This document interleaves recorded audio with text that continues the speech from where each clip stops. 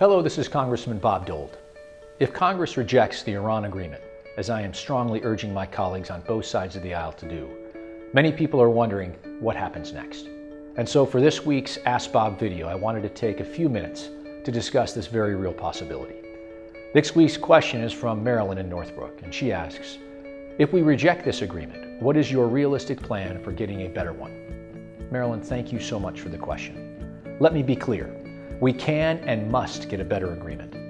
I say this because the agreement is worse than what is even minimally acceptable.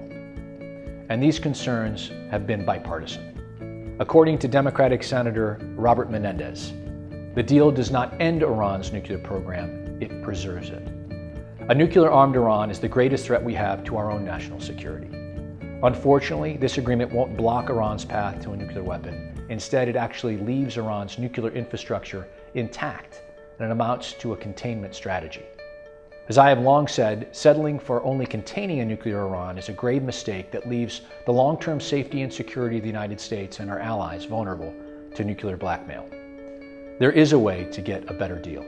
To watchers of the negotiations over the past 19 months, it quickly became clear which side operated as though they had all the leverage. Prior to these negotiations, Iran's economy was in shambles. A crippling sanctions regime was tightening around them, and they were an international pariah. Iran was desperately in need of a deal, but the dynamic changed once the administration started easing the economic sanctions that brought them to the table in the first place. In order to keep Iran at the negotiating table, the United States offered a significant concession on substantive issues and $700 million a month in sanctions relief. Meanwhile, Iran's demands only hardened as they repeatedly threatened to walk away from the table. In short, we ended up with an unacceptably bad agreement because we ceded our leverage and did not negotiate from a position of strength. The first step to getting a better deal is for Congress to reject this agreement, restore and strengthen the sanctions architecture that had been working, and work to again force Iran back to the table on our own terms, not theirs. Sanctions decreased the value of the Iran currency by 73% before the administration started rolling them back. Without these sanctions, during 2015, Iran's economy is projected to grow for the first time since 2012. Once Iran is back at the table, we need to get a deal that meets our initial goals. First, we must learn from the lessons of North Korea and protect against Iranian cheating by having a true anytime, anywhere inspection.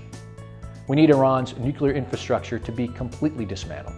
Furthermore, we can't guarantee any upfront sanctions relief. A good deal will only lift sanctions over time as Iran complies with strict restrictions. Additionally, conventional arms and ballistic missile embargoes must be preserved. They should never have been on the table in the first place. Finally, the agreement should not sunset. Changes and restrictions should be tied to unmistakable changes in Iran's behavior, not arbitrary calendar dates. A diplomatic solution is clearly preferable to any armed conflict, but we need a deal that actually makes the world a safer place, protecting the United States and our allies, including Israel. This is not and can never be about partisan politics. This is about the safety and security of the American people for generations to come. I hope that Republicans and Democrats alike can come together to fight for a better agreement that unequivocally prevents a nuclear-armed Iran.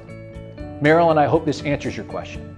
As always, if you have a question for next week, you can tweet using the hashtag AskBob.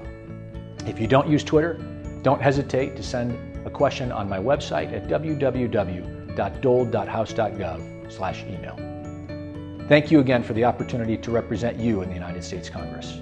Have a great week.